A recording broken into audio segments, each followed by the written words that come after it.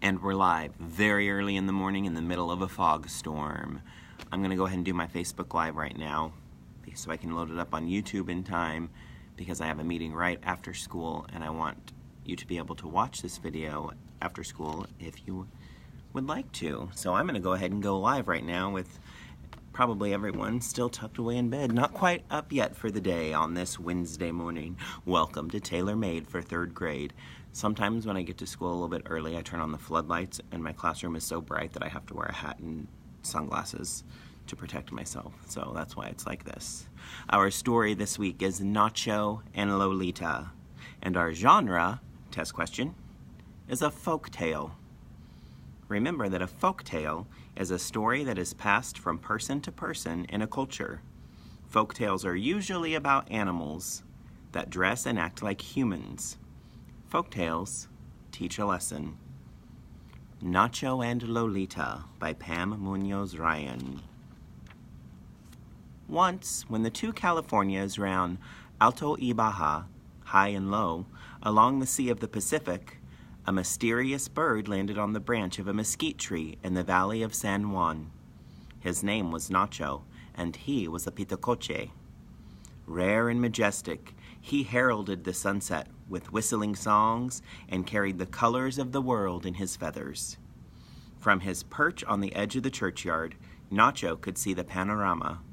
Acres of dirt rolled into thirsty riverbeds that held only a trickle of water. Nothing grew in the fields. Even the leaves of the mesquite tree matched the adobe of the Mission San Juan Capistrano. What a dismal place, Nacho thought. I just got confirmation that's a test question. What a dismal place, Nacho thought. Everything seemed to blend into the same brown landscape, except for Nacho.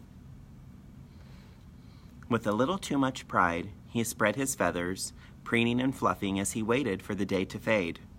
Then, at the moment the sun closed its eye, Nacho trumpeted the passing of the light with song, his trill like a mysterious wind.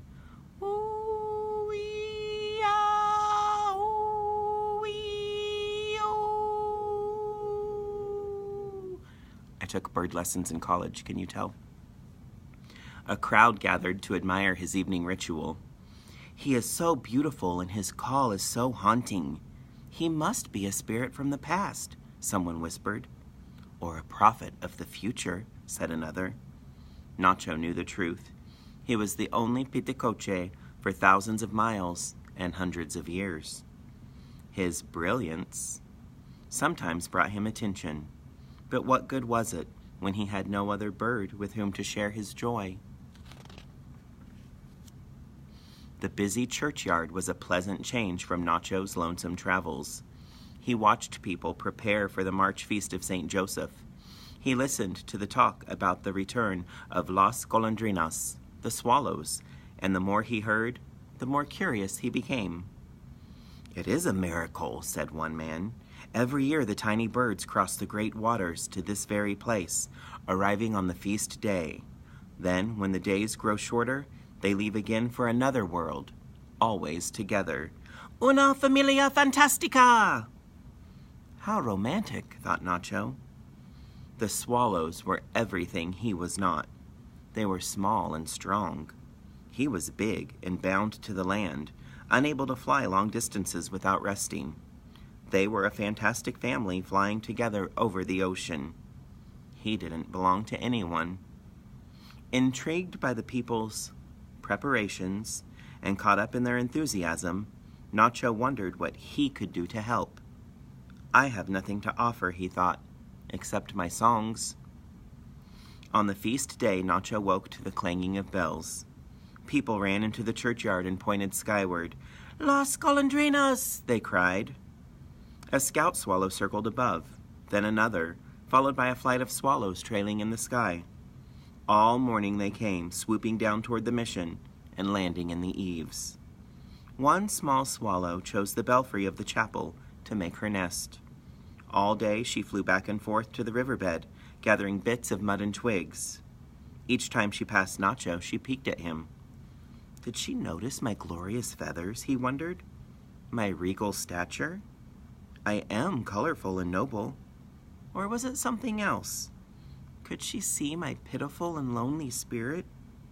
As the small swallow made her last trip of the day, the sun said good night, and Nacho began un arrullo, a lullaby. Every swallow leaned forward to hear the magnificent serenade. The small one stopped on the ox cart and listened.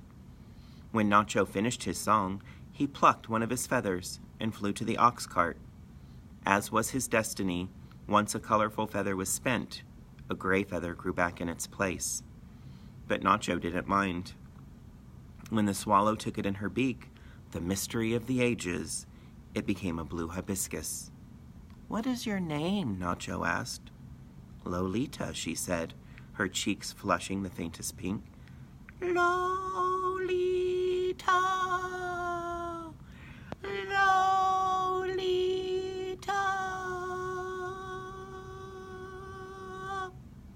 Oh, sorry, I lost my hat on that one, he repeated, and his voice filled with notes he had never dreamed of singing. Days passed, and Nacho cheerfully busied himself among the swallows. He carried bits of dry grass and dollops of mud to their nests, especially Lolita's. After the speckled eggs appeared, he used his wide wings to protect them, especially Lolita's. When the chicks were born, he searched for beetles, flies, and spiders, and delivered them to each home, especially Lolita's. "Thank you, Nacho," she said. "You are splendid. You are magnificent." Nacho's bright feathers fluffed, and his heart felt as cozy as the warming breezes. Every evening, his lullaby echoed throughout the mission. Lolita, ooh, ooh. I'm not sure if Nacho sang into a giant chapstick, but maybe. By summertime, Lolita and her chicks were always by Nacho's side. Nacho was so full with affection and purpose that he could not remember a time before he came to the mission. Together, he and Lolita watched the chicks fledge and fly. As the days grew longer, they stayed in the fields until sunset, foraging for worms and bugs. Then one day, a September gust brought a message with the wind, and a hint of uneasiness settled among the swallows. "I'm afraid we must leave soon," Lolita reminded him. "And now there is talk that we will never come back here again. The water is drying up. We need mud to make our nests. We need flowers and trees to attract insects, so there will be enough food. Without the river to guide us, we will easily miss this spot next year." Nacho panicked. He had forgotten that Lolita would have to leave. Now she might never return. "Stay with me," he pleaded. "It's too cold here in the winter. I must migrate or I will die." "You come with me," she begged. "You would love it in the South Americas. Rivers overflow the banks, flowers decorate the fields." Lolita looked toward the ocean as if she couldn't wait to cross it. "And the sunsets are the color of papayas." Nacho hung his head. "I can't fly that far," he said sadly. "I am too big." "I've asked the others," said Lolita. "There is one idea that might work if you are willing." Lolita led Nacho to a quiet cove. "Carry this branch in your talons," she said. "Fly as long as you can. When you grow tired, drop the branch into the water and rest on it. Then wait for your strength to return so you can fly again. Or wait for your strength to return if you're from New York." Nacho did as Lolita instructed and bobbed safely on the calm water. He practiced every day until the October morning when the scout swallows left and the others prepared to follow. Could he really go with them? Just the chance made him feel as if he could fly forever.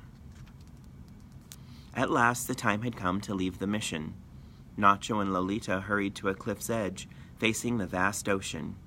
Nacho gripped the branch. The breeze lifted him, and he followed Lolita over the rough open sea. But after a very short distance, Nacho was exhausted. He dropped the branch and landed on it, just as he had practiced. Lolita circled above, waiting for him. Before Nacho was ready to fly again, choppy waves rocked him from his perch. He splashed and struggled and began to sink. "Nacho! Nacho!" cried Lolita. He slipped farther and further beneath the swells. 1,000 swallows turned back, flew down, and lifted Nacho to safety. On the cliff top, gasping for air, he knew the truth. A big pitacoche and a small swallow were not meant to be together. "Go," he told Lolita. "We will meet in our dreams." When she disappeared from sight, his heart felt as barren as the land. That night, as the sun slid away, Nacho's song ached with sadness.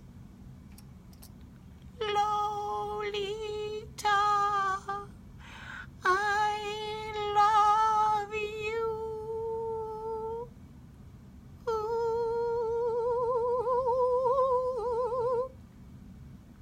Sorry, that note got stuck in my throat. Winter came with heavy fog. Nacho sat sentry in the mesquite tree and remembered the happy time with La Familia Fantastica. He thought about the first time he saw Lolita and how he had given her one of his feathers. He looked at the gray feather that had grown back in its place. I would give all of my colorful feathers if the swallows and my Lolita would come back, he thought. Wasn't there some way to guarantee their return? Nacho flew to the belfry every day. The blue hibiscus had taken root among the mud nests, and even though the flowers were gone, the strong vine wove its way through the tower, exactly as Lolita had done to his heart. When spring poked its head into February, the vine held buds that promised returning blossoms. All that from one feather. Suddenly, Nacho knew what he must do. In March, when the people began their preparations for the Feast of St. Joseph, Nacho began to prepare too. He flew to the fields, plucked his orange and yellow feathers, and as fast as he planted them, the acres bloomed with poppies and mustard. He left a trail of blue feathers in the riverbed, and it overflowed, filling the small creeks and marshes.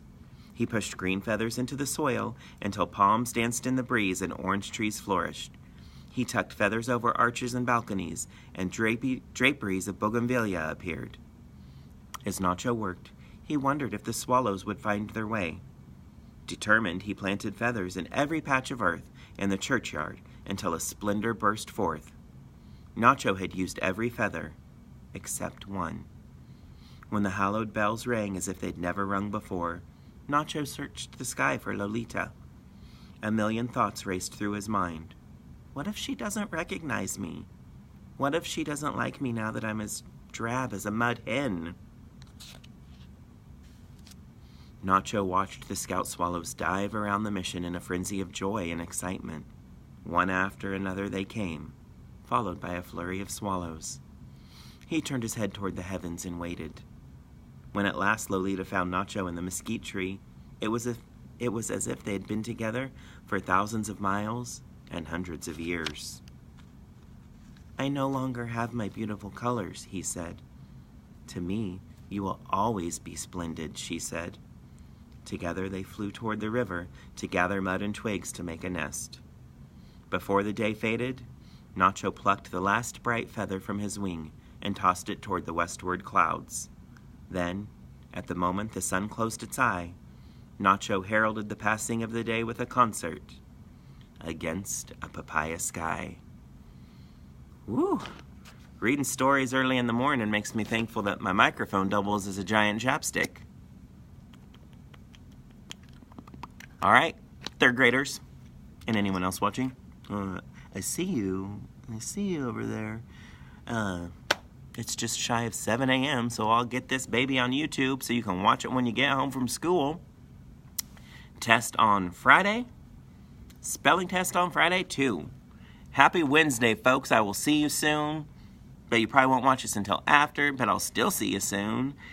Have a good morning, anyone watching. Peace from TaylorMade for 3rd grade.